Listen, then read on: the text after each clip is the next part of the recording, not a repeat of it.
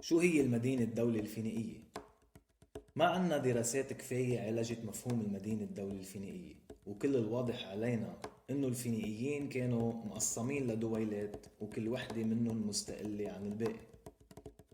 بينما في عنا دراسات كتير انعملت لتفسير المدينة الدولة الإغريقية المعروفة ببوليكراتوس، وكتير من المستشرقين وأصحاب الاختصاص بالغرب أنزلوا مفهوم المدينة الدولة الإغريقية على المدينة الدولة الفينيقية، مرات عن غير قصد لكثرة تشابه النموذجين، إن كان من ناحية الجغرافيا أو من ناحية الاستقلالية الإدارية والسياسية، ومرات عن قصد كرمال خلق صورة لهالساحل كانت استجدت قضيته بالقرن التاسع عشر والعشرين مع المستشرقين لغايات لربما سياسية. تعتبر الحفريات الأركيولوجية اللي انعملت على الساحل السوري اللبناني الفلسطيني قليلة جدا، وبرجح علماء الآثار المهتمين بفينيقيا إنه أكثر من 80% من الحفريات المفروض تنعمل ما انعملت، وخاصة بلبنان، وهيدي عداك عن اللي انطمر وطلع فوقه مباني أو اللي موجوداته انسرقت أيام الحرب الأهلية. من الألف الثالث قبل الميلاد بلشت تنشط المدن الدول الفينيقية، على الأرجح كل وحدة كان عندها مدينة مركزية بيسكن فيها الملك، محصنة بأسوار وبتتبع لها مناطق ساحلية وجبلية تخضع لإدارة هالملك وبتقدم له الضريبة من الإنتاج.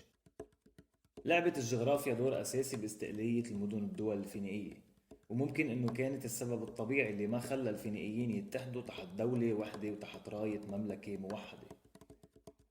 فينيقيا جغرافيا بيتخللها وديان وجبال بالأكثر بتخلص بالبحر، خدي شكا مثلا أو نهر الكلب.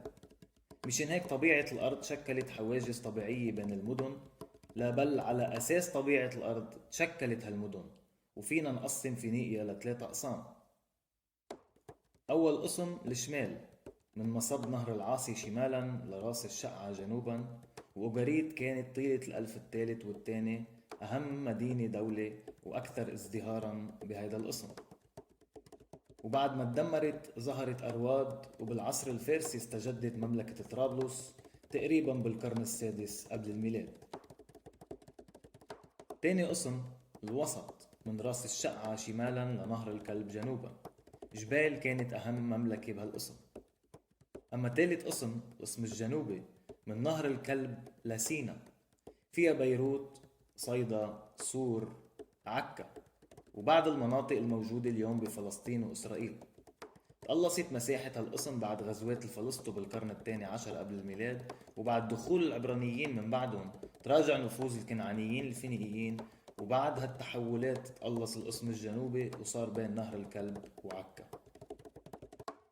ضينت وعاشت المدن الدول الفينيقية كل فترة الغزوات الأشورية ومن بعدها البابلية وبعدين الفرس، إلى أن شرف اسكندر المقدوني، ومعه بلشت المدن الدول الفينيقية حقبة تحولات جديدة انعرفت بالحقبة الهيلينستية.